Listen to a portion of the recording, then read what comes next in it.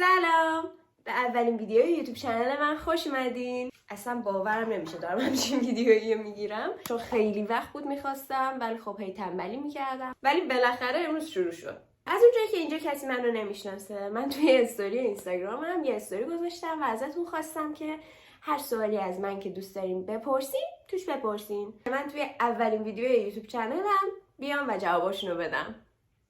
پس بزن بریم. سوالاتو اینجا نوشتم و قرار دونه دونه بهشون پاسخ بدیم، جواب بدیم. اول از همه یکی قاعدتا پرسیده بود که یه بیوگرافی از خود بده، چون منو تازه فالو کرده بود و خب خیلی خوب شد چون من اینجا میتونم یه بیوگرافی از خودم بدم و با من بیشتر آشناشین. من سارینا، 19 سالمه، البته دو ماه دیگه میرم تو 20 سالگی. انزلی زندگی میکنم تو شمال.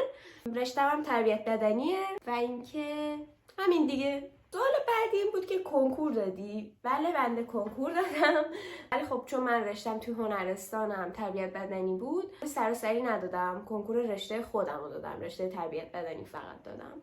رتبه‌م هم توی رشته خودم خیلی خوب شد و دقیقا همون دانشگاهی که میخواستم و رفتم.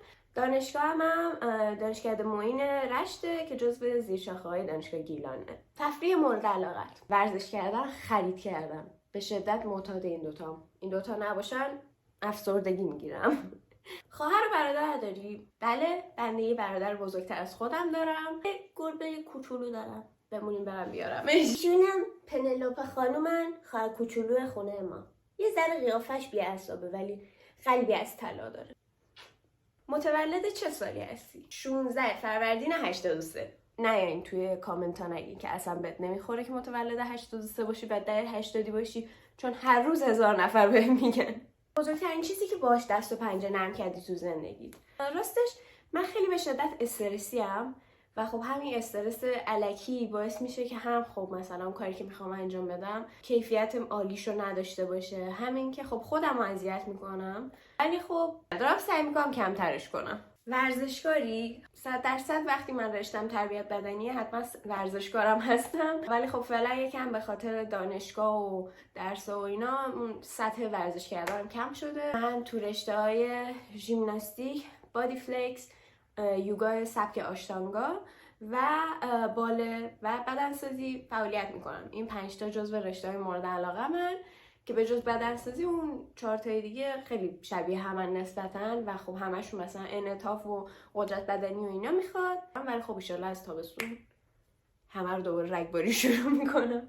اسم اون گیاهی که توی اتاقت خیلی داری چیه؟ من تو اتاقم خیلی کم نوره، واسه همین چیزی به جز پتوس زنده نمیمونه اینجا. اینا همینطوری تو آب بذارینشون که اینا تو آبن. اونوریا 3 تا گلدون دارم که اونا تو خاکن. یوتیوب خودت یاد گرفتی یا اینکه کسی بهت یاد داده؟ راستش این قضیه همینجوری دارم پیش میرم، یعنی نه هیچ دیدگاهی دارم نسبت به یوتیوب نه هیچی. اینکه گفتم حداقل استارتشو بزنم و کم کم دستم میاد، چون خودم خیلی از بچگی دوست داشتم که اینجا رو ادامه بدم. حالا اونقدر برام مهم نیست که حتما با الگوریتم خاصی پیش برم. خونه دانشجویی داری؟ بله، ترجیح دادم که با دوستام خونه بگیرم. 2 تا هم خونه دارم که یکیش دوست صمیمی چند سالمه، چند دوستی که امسال داشتم. حتما از زندگی دانشجویی و روزای دانشجوییمونم حتما اینجا ویدیو میذارم. راستش سوال خاصی ندارم ولی خیلی دوستت دارم، امیدوارم تو یوتیوبت هم موفق باشی. مرسی، خیلی حرفای اینجوری خیلی زده بودیم و واقعا مرسی از همتون که انقدر مهربونین و امیدوارم همین شماها هم بیاین منو اینجا سابسکرایب کنین و لایک کنین، کامنت بذارین و اینکه با هم دیگه بهتر کنین. ساز میزنی؟ بله، الان 1 سال نشده هنوز ولی یوکلیلی میزنم. اگه نمیدونینم چیه احتمالا شما بهش میگین گیتار کوچولو.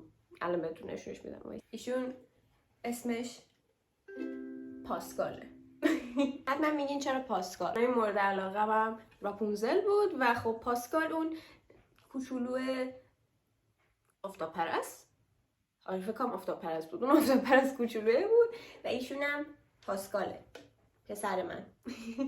مرسی تا اینجای ویدیو که همراه هم بودین، واقعا متشکرم ازتون. امیدوارم که حمایت هم کنیم و اینجا بتونیم کلی بهتر کنیم و اینکه هر هفته سعی میکنم 2 تا ویدیو داشته باشیم، احتمالاً یه دونه شنبه ها و یه دونه جمعه ها. حالا ببینیم چی میشه و با همین روند امیدوارم پیش برم. و اینکه اگه تا اینجای ویدیو بودی حتما لایک کامنت و سابسکرایب کن و اگه دوست داشتی اون زنگوله کوچولو پیجم روشن کن. اگه ویدیو گذاشتم حتما بهت خبر بده و بتونی بیای ببینی. بای بای.